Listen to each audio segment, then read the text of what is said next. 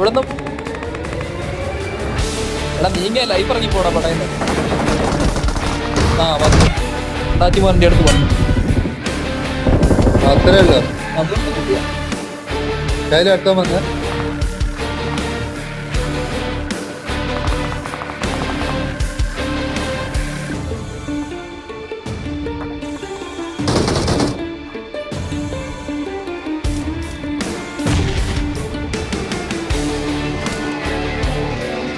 ഇല്ല, വേറെ ആരോ വന്നു.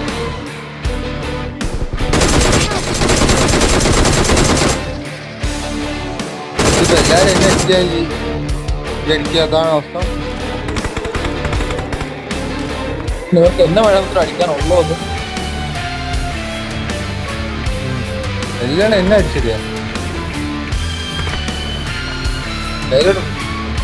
കയ്യിലോട്ട്